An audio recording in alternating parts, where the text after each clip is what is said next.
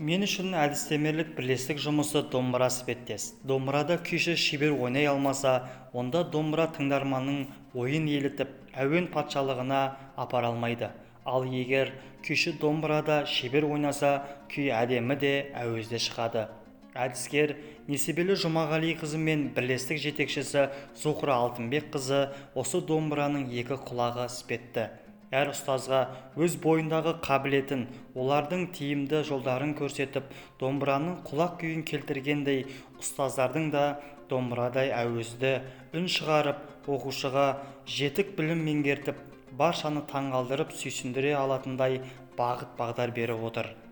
Бірлестіктегі әр мұғалім домбыраның пернелеріндей өзара келісім тауып, бірлікте жұмыс жасаудың арқасында мектебіміздің қоржыны жетістікке толып отыр. Бірлестіктегі ұстаздар Аяғанова Марал, Жаппарова Гүлбану, Қайтанова Дина, Шалабаева Нұрила, Аманжолова Гүлсана, Смақова Гүлназ, Отарбаева Маржан, Сағынбаев Мақсат.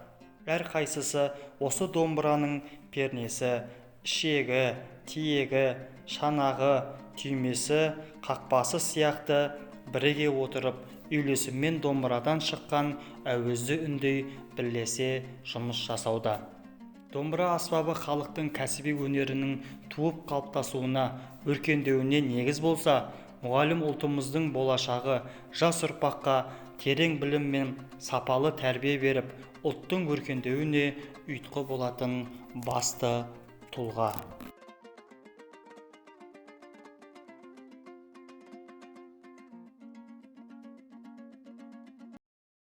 Айтатын әрбір сөзі жүйеленген, ұстазбыз әр шәкіртін сүйе білген, санасы таудан биік ұстаздарым шаршы топтан сан бәйге иеленген. Бізді көріп, талай ел күрсінеді, қазақтың мықтылығын білсін енді, өз тіліңді қадірлеп өттеген бой, тіл деп соққан бұл жүрек дүрсіледі, назар салып қарасын маған бәрі, игі істерге жасалған қадамдары, тіл құдіретін әркез дәріптеген, жасасын мектебімнің тіл мамандары.